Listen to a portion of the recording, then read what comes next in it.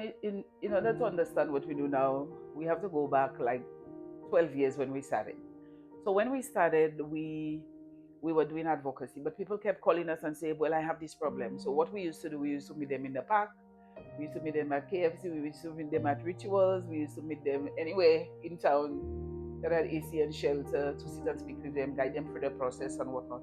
We would go to the family court with them, we would go to the police station with them, we would go to the hospital with them. And then we decided, well, we're going to die of tiredness because sometimes we have to make 3 4 trips. Sometimes we have to drive down to Dennery, we have to drive down to Viewfort because people needed help and support. So we started speaking about establishing a place. So we started looking at a place and we said we're going to rent somewhere. But we didn't have the money to rent anyway. So Hurricane Maria came and then it didn't do much damage to St. Lucia, but Dominica. So there is an agency in 2015 when we just started this organization. We had applied to them to assist us with providing medical supplies and medicines to the public health system because the woman had died. She had a baby and then they didn't have the specific medication she needed and she died. So America has responded to us and we were really, really shocked because we had just started, we were not registered yet. And they said, we can help you, but if it's just medication for one time you need, we cannot help you because what we do is donate 40-foot containers of medicines and medical supplies every month. So we were like, okay, I don't think we can do that because we have no space. We don't know what we do. Anyway, we went to the Ministry of Health and we tell them this is what has been offered and we think it will benefit the public health system. So can you work with us? But the Ministry of Health in Kashmir decided it was going to be too much trouble, it was going to be too much work. So at the time, there was a doctor called Dr. Poyot. He was managing St. Jude's Hospital in Beaufort. So we went to him and he said, absolutely, because to get this medication, we needed a doctor. Because in St. Lucia, medical supplies, medication is restricted somewhat, so you have to be a professional to be able to handle medication. So Dr. Poyot decided he was going to be our partner. So that is why we continue this project with St. Jude's being our partner. So the hurricane came and then America has offered help through us for Dominica. So our job was to be the link between America's out of Connecticut and Dominica. So our job was to find out what immediate needs. So the immediate needs was medication for people with diabetes, hypertension, injuries. So we were buying out all the pharmacies, all the medical thing and put it on a boat and sent to St. Vincent initially.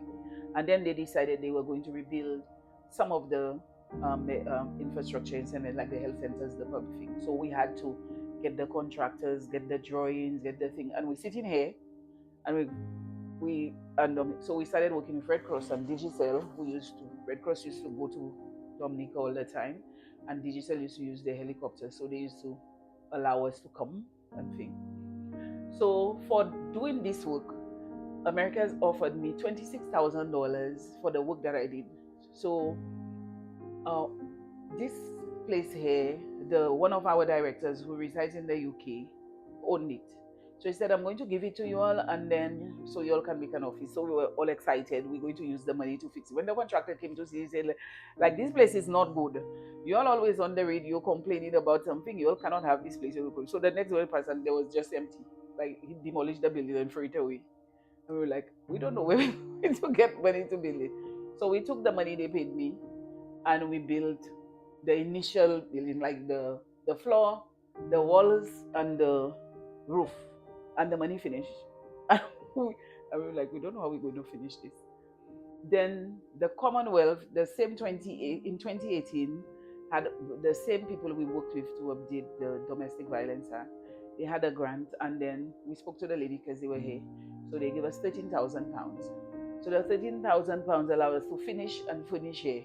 But it took us about almost 3 to 4 years to finish it because every time we got money, we'd spend it and make it. So then we decided, okay, we're going to offer support services, but we don't have money yet.